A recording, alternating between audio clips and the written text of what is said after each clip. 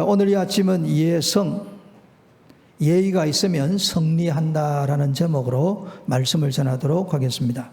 사람들 사이에서도 예의, 곧 에티켓이 있는 사람들이 좋은 관계를 맺습니다. 예의가 있고 에티켓이 있는 사람이 좋은 관계로 말미암아 더욱 행복한 삶을 살아갑니다. 영의 세계에서도 동일합니다. 살아계신 하나님을 향한 절대 믿음을 가지고 하나님을 경외하면 하나님께서 지혜도 주시고 지식도 주시고 또 생명의 풍성함을 누리게 하시고 마침내 승리하게 하실 것입니다. 오늘은 예의가 있는 사람 또 예의가 없는 사람 한 사람씩 예를 들어서 제가 말씀을 전하려고 합니다. 오늘 다니엘서를 우리가 1장을 살펴보면 다니엘은 나라의 국운이 기울 때에 포로로 잡혀왔다라는 것을 알 수가 있습니다.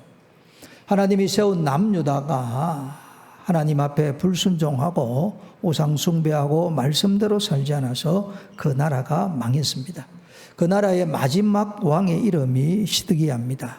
이 시드기야는 이 바벨론 느부갓네살이 예루살렘을 향락할 때 한 번, 두 번, 세 번에 걸쳐서 공격을 하고 3차 예루살렘 공격할 때 나라가 완전히 멸망합니다. 두 번째 예루살렘을 침공했을 때 이 바벨론 왕이 있던 왕을 폐위시켜버리고 시드기야를 왕으로 세웠습니다. 그러면 시드기야 입장에서는 사람의 그 예의를 생각하더라도 친 바벨론 정책을 써야 됩니다. 그런데 그 당시 이제 궁중 대신들 가운데는 애굽이라는 나라, 지금 이러면 이집트인데 애굽이 가까이 있는 나라거든요. 그러니까 이 친애굽 정책을 써서 바벨론을 대항해야 된다 하는 그런 대신들도 많았습니다. 그러다 보니까 이 시드기야가 친바벨론이냐 친애굽이냐 여기에 이제 갈팡질팡하고 있었습니다. 그때마다 이제 하나님께서 예레미야 선지자를 통하여서 바벨론에게 항복하는 것이 하나님의 뜻이다라는 것을 정확하게 알려줍니다. 그러다가 이제 예루살렘 함락 직전에 이 시드기야가 예레미야를 은밀하게 부릅니다. 불러서 나라의 국운이 기울어가고 힘들고 어려워지는데 정확하게 또 분명하게 하나님의 뜻을 알려달라라고 합니다. 그래서 예레미야가 하나님의 뜻을 알려주는데 예레미야서 38장 17절 이하에 잘 나타나고 있습니다. 예레미야가 이제 시드기야 왕이 그렇게 이야기합니다. 여호와 하나님께서 이와 같이 말씀하시되라고 하면서 시드기야에게 전하기를 내가 만일 바벨론 왕의 고관들에게 항복하면 내 생명이 살겠고 이 성이 불사람을 당하지 아니하겠고 너와 내 가족이 살 것이다. 자기가 항복하면 되는 거예요. 이게 하나님의 말씀이에요. 그렇지 아니하면 시드기야가 그렇지 아니하면 어떻게 되는가? 결국 이 예루살렘은 이 갈대아 사람, 바벨론 사람들에게 넘어갈 것이고 이 성은 불사라질 것이고 시드기야는 그들의 손에 벗어나지 못할 것이다 라고 합니다. 그때도 이 시드기야가 하나님의 분명하고 명확한 말씀을 들었고도 결심하고 결단하지 못합니다. 그래서 예레미야가 다시 38장 20절 이하에 이렇게 이야기합니다. 내가 왕에게 아뢰는 바 여호와의 목소리에 순종하소서. 그리하면 왕이 복을 받아 생명을 보존할 것입니다 라고 해요. 만약에 왕이 항복하기를 거절하면 여호와께서 보이신 대로 할 것이다. 결국 이제 멸망의 길에 이르게 된다라는 이야기입니다. 이런 대화를 하는 가운데서 시드기야가 예레미야에게 뭐라고 이야기하냐면 나는 갈대아인에게 항복한 유다인을 두려워하노라 라고 하면서 염려하건대 갈대아인이 나를 유대인들을 그들의 손에 넘기면 유대인들이 나를 조롱할까 하노라 요 말을 해요. 안타깝게도 분명하고 명확한 하나님의 말씀을 전해 주었습니다. 그런데 이 시드기야가 하나님의 말씀에 불순종합니다. 그렇게 해서 바벨론 왕 느부갓네살이 예루살렘을 침공을 하고 예루살렘 도성은 파멸됩니다. 성전은 회파됩니다. 그리고 이제 성이 회파가 되었으니까 시드기야가 그의 왕자들과 여러 신하들과 함께 도망을 갑니다. 여리고 평지에서 잡혔어요. 이 바벨론이 시드기야 왕 보는 앞에서 시드기야의 아들들, 왕자들을 죽여버립니다. 아버지로서는 가슴 찢어지는 일이 일어난 거예요. 그리고 이 바벨론 군사들이 시드기야의 두 눈을 빼버립니다. 노사슬로 결박합니다. 바벨론으로 끌고 갑니다. 감옥에 넣어두었습니다. 그가 죽는 날까지 감옥에 갇혀 있다가 죽었습니다. 이 시드기야가 아버지로서 참 잘못 선택한 거죠. 하나님의 종 예레미야가 하나님의 음성을 분명하게, 명확하게, 확실하게 항복하는 것이 하나님의 뜻이다 전해 주었습니다. 그리고 항복하면 왕도 살고 자녀들도 살고 예루살렘도 파멸되지 않는다라고 했습니다. 그런데 거절한 거예요. 자기 눈앞에서 아들들이 살육당하는 것을 보았습니다. 아버지가 불순종함으로 자녀에게 비극 생기는 이런 일을 시드기야가 경험한 것입니다. 그리고 왕으로서도 문제죠. 예루살렘 도성이 파멸되었으니까, 성전이 회파되었으니까 어디에서 시작됩니까? 하나님께 예의가 없는 겁니다. 하나님이 하나님의 종을 통하여 말씀을 전하면 하나님이 종이 전한 하나님의 말씀을 아멘으로 받고 그 말씀에 순종했으면 얼마나 좋았을까? 이것이 역사적 사건이고 사실입니다. 행함이 없는 믿음은 죽은 믿음입니다. 하나님을 멸시하면 하나님이 그를 멸시한다는 것을 시드기야라는 왕을 통해서 가르쳐주고 있습니다. 잠언 14장 27절입니다.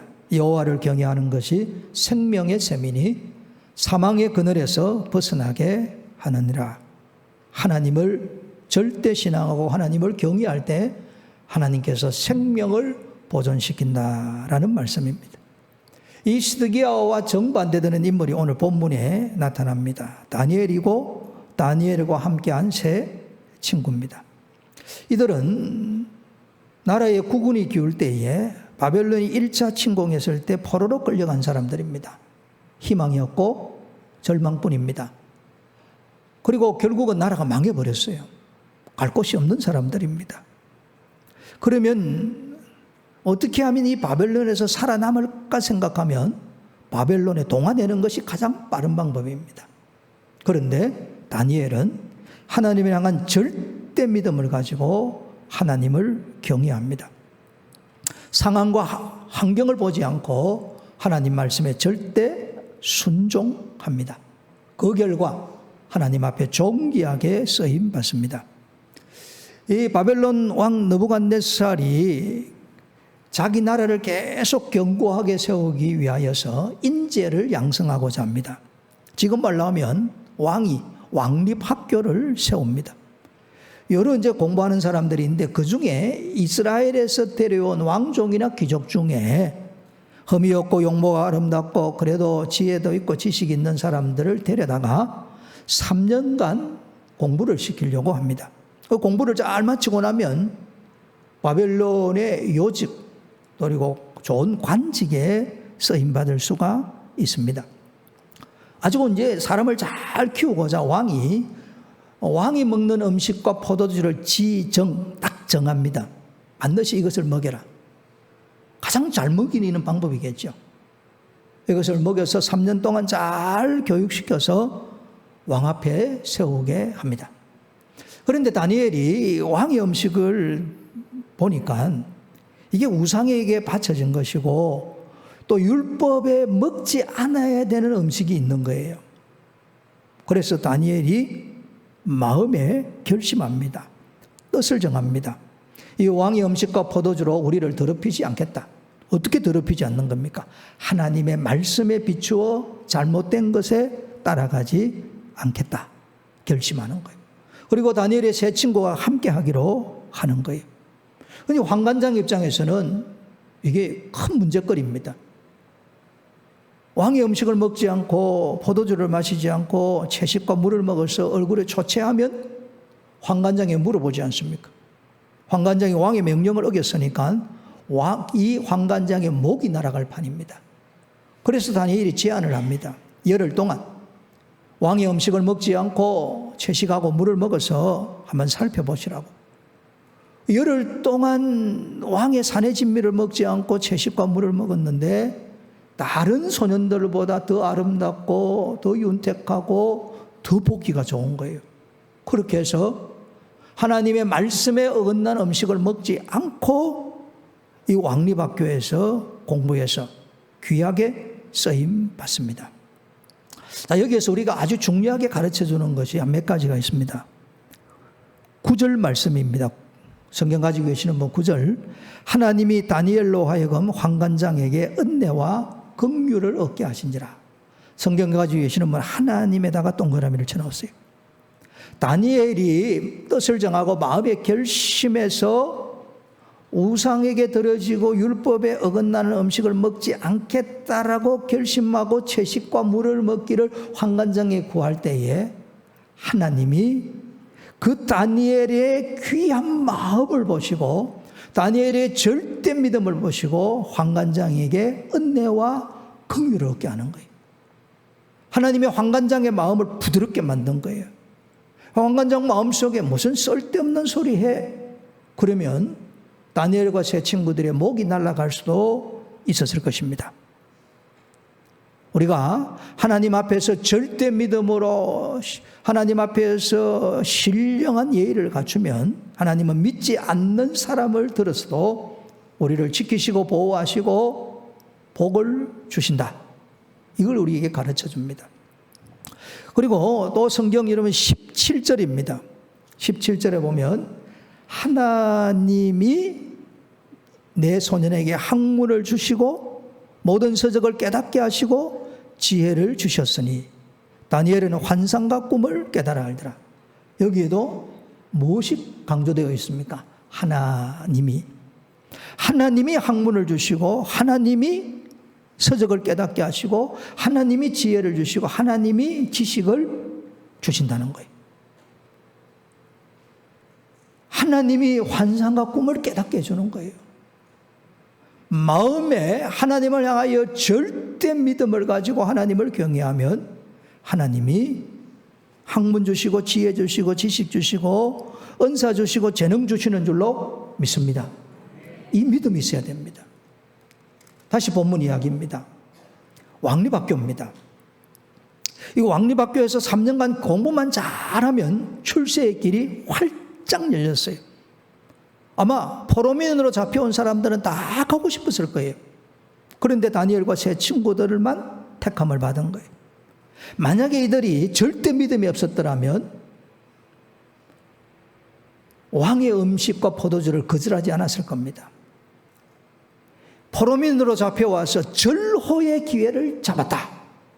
여기서 공부 잘해서 출세해야 되겠다라고 생각하면 환관장에게 우리를 시험해 보세요 라고 이야기하지 않았을 거예요. 다니엘에게 중요한 것은 뭐냐면 왕립학교에 계속 다니느냐 다니지 않느냐는 것은 중요하지 않다는 거예요. 환관장이 은혜를 베풀어서 자기의 제안을 받아들여주면 다니는 것이고 만약에 환관장이 거절해서 내쫓으면 가겠다는 마음이에요. 학교가 믿음보다 중요할 수 없다라는 이야기예요. 그리고 왕립학교에서 쫓겨나면 포로민이 됩니다. 좋은 요직 관직에 출세할 기회를 잃어버리는 거예요. 다니엘의 마음속에 출세하지 못해도 이방 나라에서 한 자리를 차지하지 못해도 나는 하나님 앞에 절대 믿음으로 살겠다라는 그런 자세를 가지고 나가는 거예요. 오늘날 수많은 사람들이 어디 가면 우리 자녀들이 더 공부를 잘 시킬까 생각을 하는데 믿음 없이 생각하면 남는 것이 없습니다. 한국 사람들이 아주 좋아하는 말이 있습니다. 맹모 삼천지교. 맹자의 어머니가 맹자를 잘 교육하기 위해서 3번이나 이사 다녔다. 요즘 말로 하면 학군 좋은데 뭐 이런 데 이야기하는 거예요. 여러분, 기독교 신앙인들은 이건 부끄러운 이야기예요. 기독교 신앙인들은 어느 학교보다 그리고 어느 지역에 사느냐보다 더 중요한 것은 하나님을 향한 절대 믿음인 줄로 믿습니다. 이 믿음 가지고 살아야 돼요. 이 믿음이 있으면 하나님이 복을 주시는 것입니다. 사무엘상 2장 30절입니다. 나 여호와가 말하노니 나를 존중히 여기는 자를 내가 존중히 여기고 나를 멸시하는 자를 내가 경멸하리라 라고 말하는 거예요. 다니엘과 그 세 친구들이 하나님을 존중히 여겼습니다. 학교냐 아니냐, 출세하느냐 안 하느냐 다 내려놓고 하나님을 절대 신앙으로 하나님을 경외했더니 하나님이 환관장애의 은혜와 긍휼을 얻게 하고 하나님이 그들에게 지혜와 명철과 총명을 주시는 것입니다.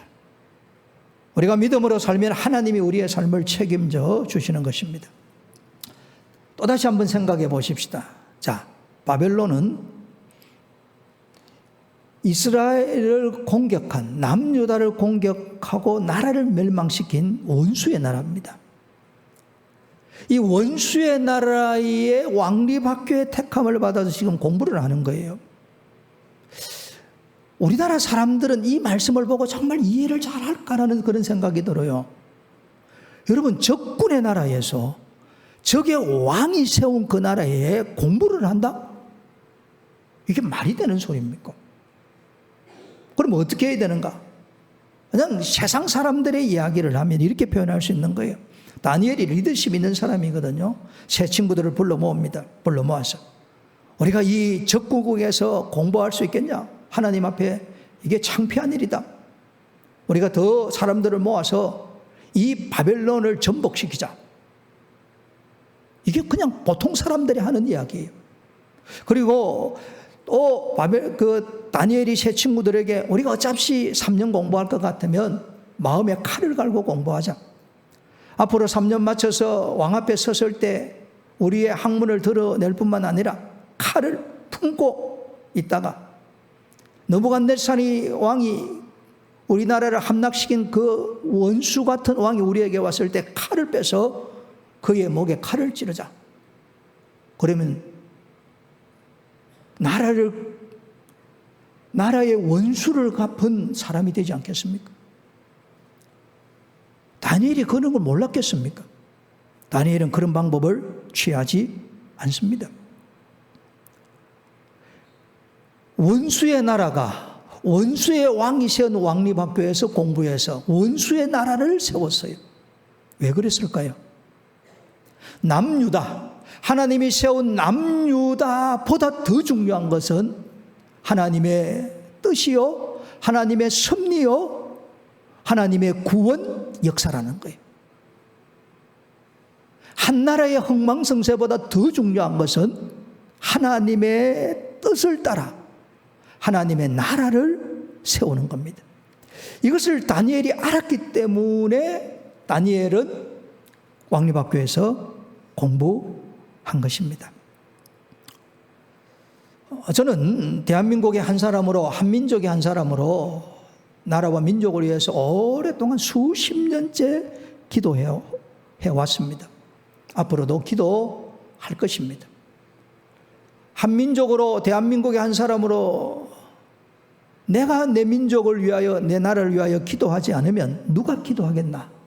라는 심령으로 기도해 왔고 할 것이에요. 그러나 내 나라도 중요하지만 더 중요한 것은 하나님의 백성 입장에서 보면 하나님의 나라요, 하나님의 뜻입니다. 이게 마음에 확신이 다가와야 돼요.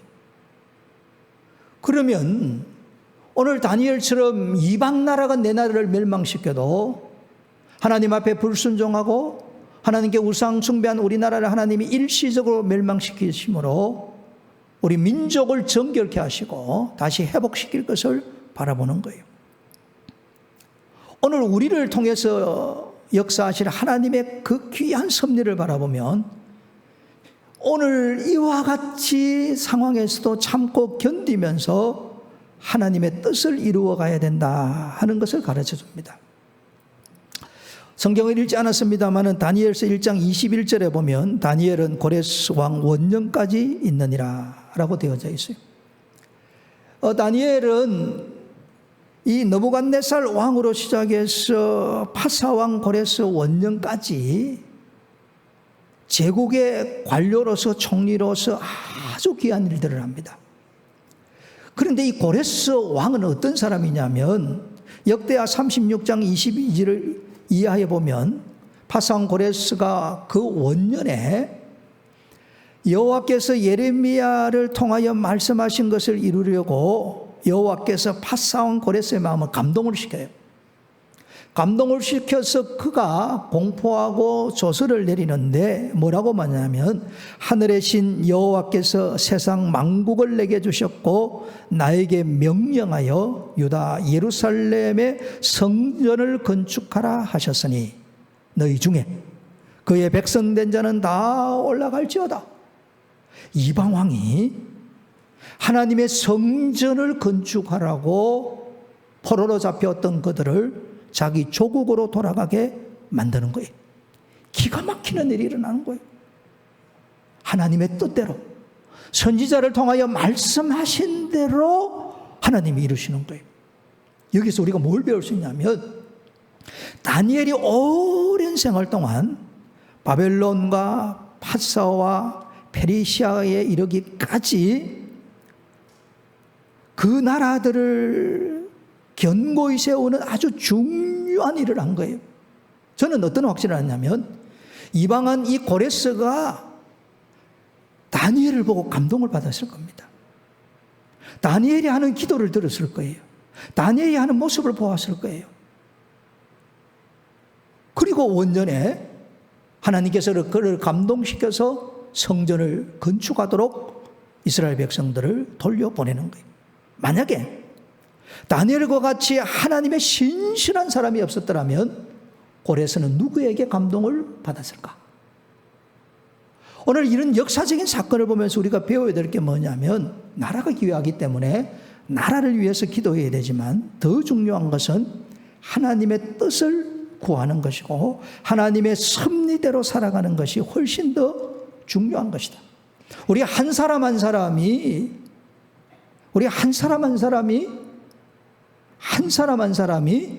하나님을 절대 신앙하고 하나님을 경외하고 하나님을 잘 섬기는 것이 얼마나 중요한가를 보여주는 것입니다.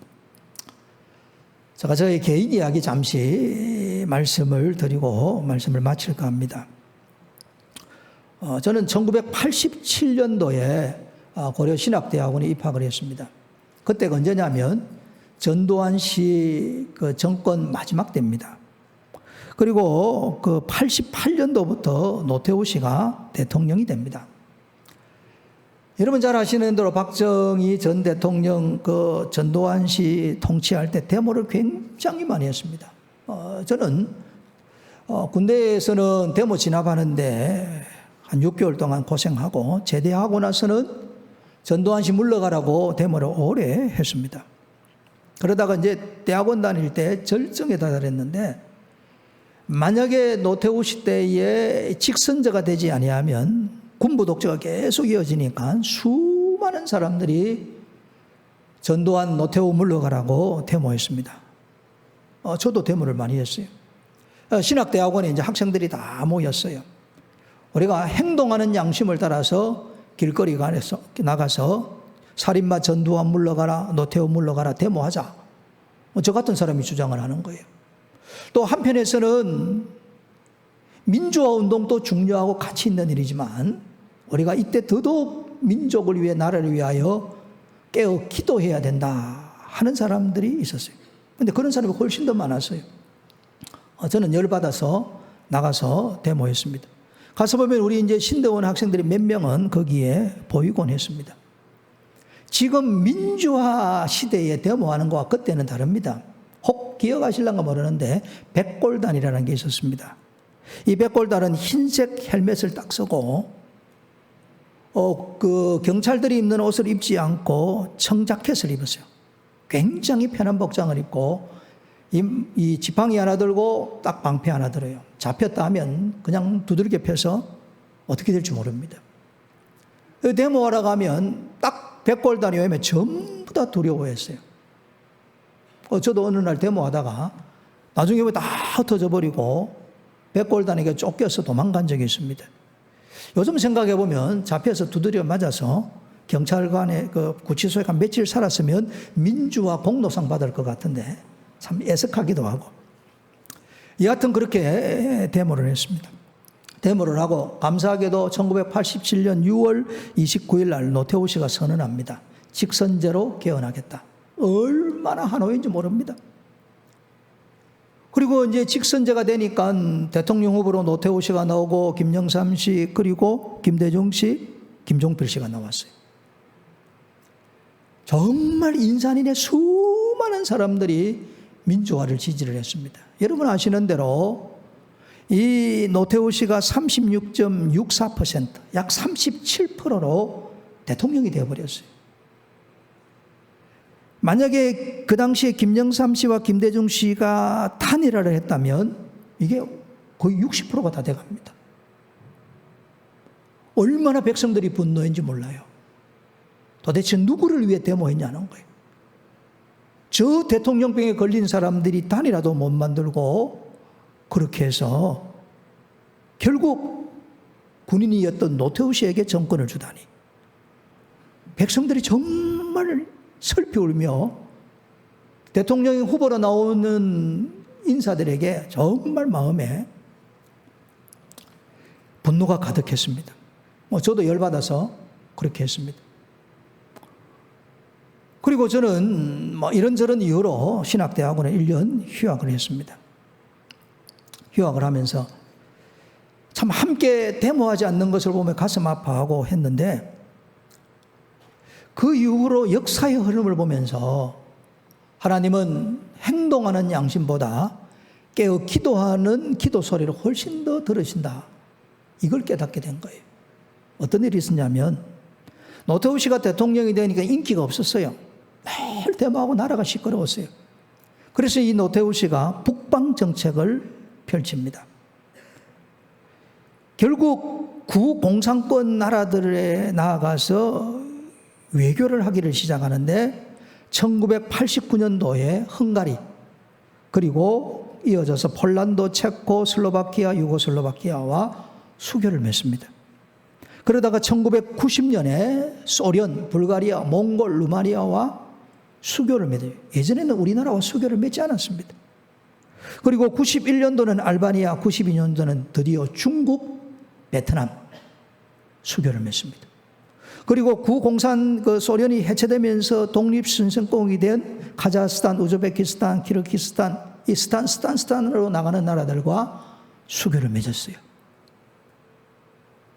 만약에 그 당시에 저는 그렇게 해석합니다. 김대중 씨나 김영삼 씨가 됐으면 국내 정치하느라고 이런 북방 외교를 펼칠 수가 없었을 거예요. 여러분 우리 주보 뒤에 우리 교회가 함께 기도하는 150명의 선교사들의 그 나라들을 보시면 이때 수교한 나라들이 태반입니다. 하나님의 이 구원 역사를 이루어 가시는 이 놀라운 섭리를 보면서 제가 배운 게 있습니다. 세계는 기도하는 자의 것이다. 믿으시면 아멘. 저는 산업화 민주화 이루어진 지금 이 시대는 얼마든지 좋은 방법으로 말할 수 있고 우리의 의견들을 제안할 수 있는 그런 세상입니다. 그런데 오늘날 기독교인들이 좀 교회가 많아졌다고 숫자를 자랑하는 게 있습니다. 교회당이 얼마나 많다, 교회당의 크기가 크다, 헌금이 많이 모인다, 사람들이 많이 모인다. 전부 부끄러운 이야기입니다. 예수님은 홀로 십자가를 지셨어요. 지금 오늘 이 본문에 다니엘과 세 친구 이야기만 나와요. 지극히 적은 사람이에요. 태극기 부대에 가서 한 손에는 태극기 들고 한 손에는 뭐 미국 성조기를 들고 미국이여 그대로 계속 주둔하라, 이렇게 말하는 사람이 기독교인이라면 그럼 부끄러운 거예요. 안 그렇습니까? 정치적으로는 미국이 있는 것이 좋을 수 있을 겁니다. 그러나 진정 기독교인이라고 한다면 하나님이 우리나라를 보호하셔야 될 줄로 믿습니다. 또 어떤 이들은 촛불 부대에 가서 이 사람 물러가고 다른 사람이 서야 된다라고 맨날 며칠을 거기에 가서 일하고 거기에 기부를 한다면 그것도 부끄러운 일이에요. 사람 바뀐다고 세상이 좋아집니까? 안 그렇습니다, 여러분. 하나님이 우리나라를 도와주셔야 되는 줄로 믿습니다.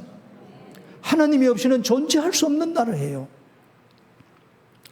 저는 이 다니엘을 보면서 확실히 깨닫는 것은 어떤 학교냐, 어디에 사느냐, 그것보다 훨씬 중요한 건 절대 믿음입니다.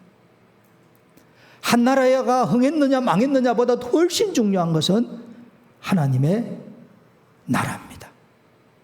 하나님의 뜻, 하나님의 섭리가 훨씬 더 중요한 거예요. 살아계신 하나님을 향해 절대 믿음으로 하나님을 경외하면 하나님의 지혜와 하나님의 지식을 얻을 것이고 생명의 풍성함을 누리며 승리할 것입니다. 잠언 22장 4절 말씀 전해드리고 말씀을 맺겠습니다. 겸손과 여호와를 경외함의 보상은 재물과 영광과 생명이니라. 이 은혜가 있기를 축복합니다.